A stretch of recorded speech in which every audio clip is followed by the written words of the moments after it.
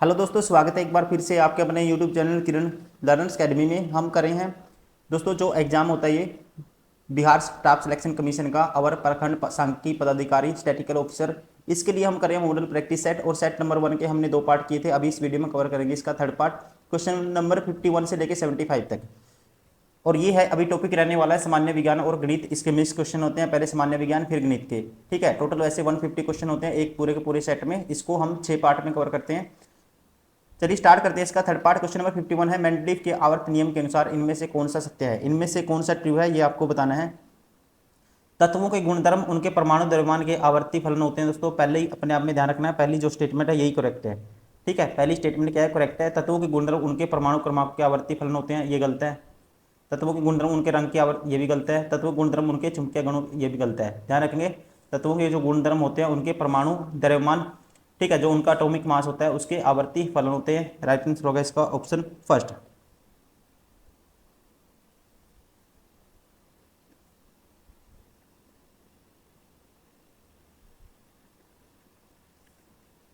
Question number 52, कई प्रतिरोधों का समानांतर क्रम में संयोजित करने को इनमें से किसके समतुल्य माना जा सकता है।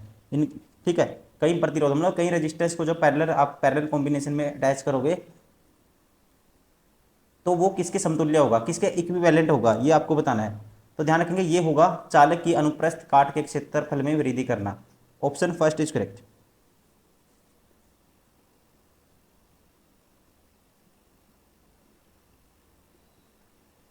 क्वेश्चन नंबर 53, हाइड्रोजन और ऑक्सीजन से पानी का बनना डैश का उदाहरण है। हाइड्रोजन और ऑक्सीजन से दोस्तों पानी का बनना यह उदाहरण है संयोजन क्रिया का।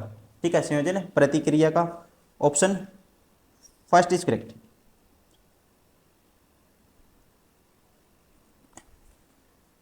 संयोजन प्रतिक्रिया मतलब कि कॉम्बिनेशन रिएक्शन का। दोस्तों दो कंपाउंड मिलकर सिंगल बनाएंगे तो उसे बोलते हैं that is called combination reaction. जैसे कि हाइड्रोजन गैस में आप क्या जोड़ोगे, O2 ऑक्सीजन जोड़ोगे तो वाटर बन जाएगा। क्वेश्चन नंबर 54, डैश को मूल शीर्ष रूट एपन की लगातार विभाजित होने वाली कोशिकाओं द्वारा दर्शाया जाता है। तो इसको दर्शाते हैं, राइट आंसर होगा इसका विभ्योजक विकास को, विभ्योजक विकास को दर्शाया जाता है। राइट आंसर होगा ऑप्शन फर्स्ट। क्वेश्चन नंबर 55, एक प्रकाशित उपकरण वाई की फोकस दूरी धनात्मक है। ठीक है, फोकस दूरी क्या है, धनात्मक है, तो वाई एक डैश है। दोस्तों जो फोकल लेंथ पॉजिटिव होती है, ध्यान रखेंगे ये होती है कॉन्वेक्स लेंस की। ठीक है, तो वाई क्या है, या तो उत्तल लेंस है या उत्तल दर्पण है। ठीक है, या तो कॉन्वेक्स लेंस है दोस्तों या कॉन्वेक्स मिरर है। Option second is correct. Question number, और जो कॉनकेव मिरर की उत्तल लेंस की क्या होती है, फोकल लेंथ होती है हमेशा नेगेटिव। ये भी ध्यान रखेंगे आप, जो न्यूमेरिकल करोगे वहां से आपको, हमने ग्रुप डी के बहुत सारे क्वेश्चन पेपर सोल्व कराए हैं, उसमें बहुत न्यूमेरिकल आते हैं इस टाइप के। तो आप वो भी अगर रेलवे की तैयारी करते हैं तो वो भी आप प्लेलिस्ट बनी हुई है देख सकते हो, साइंस की बहुत सारी वीडियो है। क्वेश्चन नंबर 56, मानव हृदय में अनुशीथिलन डायस्टल के दौरान निम्नलिखित में से कौन सी घटना घटित होती है। तो इसके दौरान घटित होती है, राइट आंसर होगा इसका रक्त नीलिया में प्रवेश करता है। ठीक है, क्या होता है दोस्तों, रक्त कहाँ पे प्रवेश करता है, नीलिया में। Option third is correct. Question number 57, dash का रासायनिक नाम कैल्शियम सल्फेट डाइहाइड्रेट है। तो ये रासायनिक नाम है, केमिकल नेम है किसका, जिप्सम का। दोस्तों किसका है दोस्तों, जिप्सम का। जिप्सम का जो फॉर्मूला होता है ये होता है CaSO4 2H2O।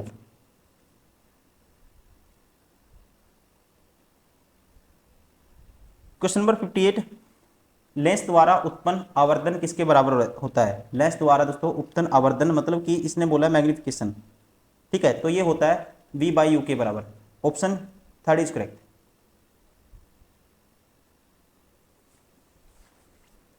क्वेश्चन नंबर 59, प्रतिरोधकता मतलब रेजिस्टिविटी रो वाले धातु के तार को 4 बराबर भागों में विभाजित किया जाता है। तो प्रत्येक भाग की जो प्रतिरोधकता होगी वो कितनी होगी। ठीक है, वो कितनी होगी ये आपको बताना है। अब दोस्तों एक को ध्यान रखेंगे, जब रेजिस्टिविटी इनको 4 में काटोगे तार को तो रेजिस्टिविटी सबकी क्या होगी, एक एक पार्ट होगी। ठीक है, तो हर पार्ट की क्या होगी, प्रत्येक भाग की रो/4 हो जाएगी। रेजिस्टिविटी रो से रिप्रेजेंट करते हैं रेजिस्टिविटी को, तो ये हो जाएगी रो/4। क्वेश्चन नंबर 60, कीटोन सजातीय श्रृंखला के क्रमशः पहले और दूसरे सदस्य हैं। कीटोन सजातीय श्रृंखला के पहले और दूसरे सदस्य हैं। राइट आंसर होगा इसका ऑप्शन फर्स्ट, प्रोपेनोन और butanone. Option first is correct. सजातीय श्रृंखला दोस्तों बोलते हैं होमोलोगस सीरीज को। होमोलोगस सीरीज को हम डिफरेंशिएट करते हैं CH2 ग्रुप से, ये भी आपको ध्यान रखना है, ठीक है। CH2 ग्रुप से क्या करते हैं, होमोलोगस सीरीज को डिफरेंशिएट करते हैं। क्वेश्चन नंबर 61, जब किसी चुंबक को किसी कुंडली के पास ले जाया जाता है, जब किसी मैग्नेट को दोस्तों किसी कोयल के पास लेके जाओगे तो कुंडली में एक प्रेरित धारा उत्पन्न होती है। तो कुंडली में मतलब कि कोयल में एक इंड्यूस्ड करंट क्या होगा, पैदा होगा। प्रेरित धारा इंड्यूस्ड करंट के परिमाण को बढ़ाने के लिए इनमें से किस विधि का उपयोग किया जा सकता है। तो दोस्तों कुंडली में फेरों की संख्या वृद्धि करना, जितने नंबर ऑफ टर्न होंगे उतनी ज़्यादा करंट पैदा हो जाएगा, ये भी ध्यान रखेंगे। चुंबक की गति में वृद्धि करना दोस्तों, ठीक है, मैग्नेट की जो गति है उसमें वृद्धि करना भी क्या करेगा, ठीक है। तो यहाँ पे प्रेरित धारा के परिमाण को बढ़ाने के लिए काम करेगा। कुंडली के तार की प्रतिरोधकता में वृद्धि करना, ये गलत है। 1 और 2 ठीक है, तो राइट आंसर होगा ऑप्शन 4। क्वेश्चन नंबर 62, अजैव निम्नीकरणीय प्लास्टिकों से संबंधित निम्नलिखित में से 3 कथक जंतु, पादप और हमारे आसपास के वातावरण पर उनके प्रभाव को दर्शाते हैं। असंगत कथन का चयन कीजिए। असंगत बताना है इनमें से कौन सा है, वो आपको बताना है। प्लास्टिक के थैले टिकाऊ होते हैं। दोस्तों ध्यान रखेंगे, पहले ही इसके रिगार्डिंग गलत है। ये नालियों को जमा कर देते हैं, ठीक है। ये मृदा की उर्वरा शक्ति कम कर देते हैं। जानवरों द्वारा खाए जाने पर घातक साबित हो सकते हैं। ये सारे के सारे ठीक है दोस्तों, लेकिन सारे ये इम्पैक्ट सही हैं, लेकिन ये इनका क्या दे दिया, पॉजिटिव इम्पैक्ट, ये गलत होगा, ध्यान रखेंगे। राइट आंसर होगा इसका ऑप्शन फर्स्ट।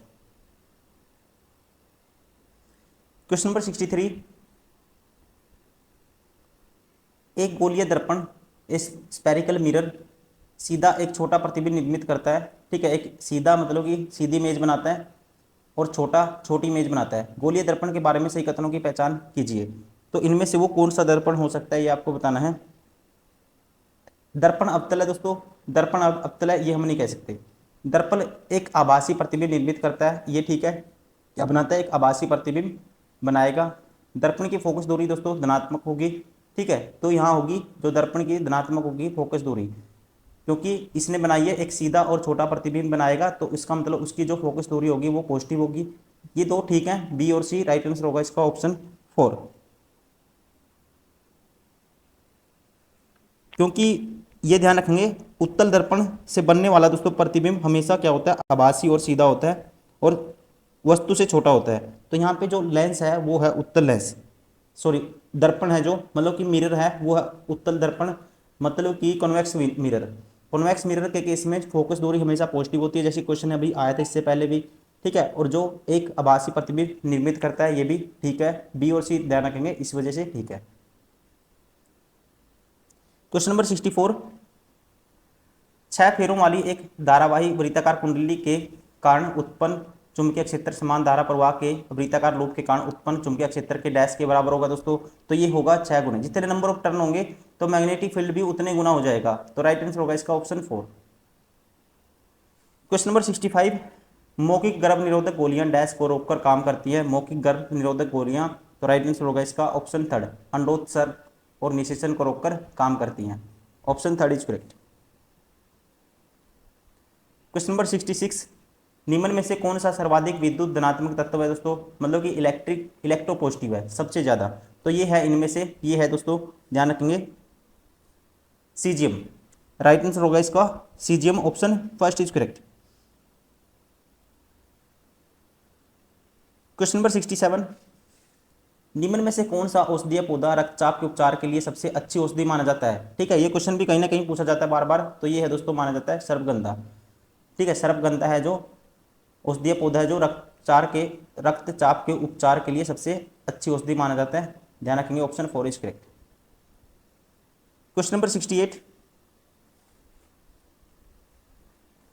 कास्टिक सोडा का उपयोग सामान्यतः डैश में नहीं किया जाता। कास्टिक सोडा का उपयोग सामान्यतः डैश में नहीं किया जाता, ये आपको बताना है कहाँ पे नहीं किया जाता। कास्टिक सोडा होता है दोस्तों सोडियम हाइड्रोक्साइड, ठीक है, जिसे क्या कहते हैं, कास्टिक सोडा कहते हैं। और इसका जो फॉर्मूला होता है ये होता है NaOH।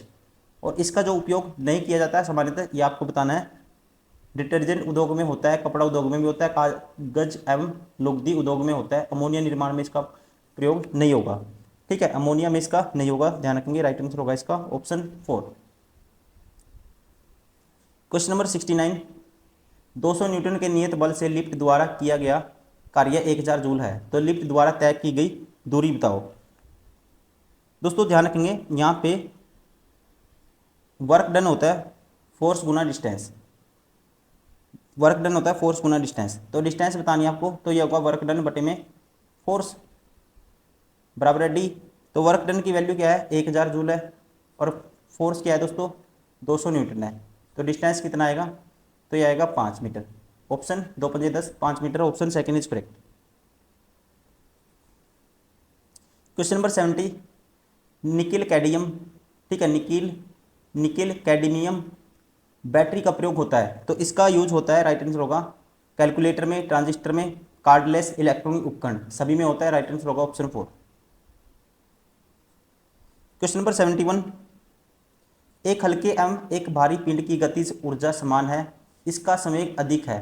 ठीक है, किसका संवेग, इनमें से जो मोमेंटम है वो किसका ज़्यादा होगा, ये आपको बताना है। तो ये होगा इसका राइट आंसर होगा दोस्तों, ये होगा भारी पिंड का। ठीक है ना, हल्के पिंड की गतिज ऊर्जा भारी पिंड की गतिज ऊर्जा से के दोस्तों क्या बराबर है, जो हल्के पिंड की गतिज ऊर्जा क्या होगी 1/2 mv², ऐसे निकालते हैं। ठीक है, जो लेकिन संवेग है दोस्तों ध्यान रखेंगे किसका ज़्यादा होगा, ये होगा हल्के पिंड की गतिज ऊर्जा, और भारी पिंड का क्या होगा दोस्तों, संवेग क्या होगा, अधिक होगा, ये ध्यान रखना आपको। राइट आंसर होगा इसका ऑप्शन फर्स्ट। क्वेश्चन नंबर 72, वाहिकाएं डैश में प्रमुख जल संचालन कोशिकाएं हैं। दोस्तों वाहिकाएं हैं आवर्त बीजी। ठीक है, क्या आएगा, आवर्त बीजी में प्रमुख जल संचालन कोशिकाएं होती हैं। राइट आंसर होगा इसका ऑप्शन 4। Question number 73,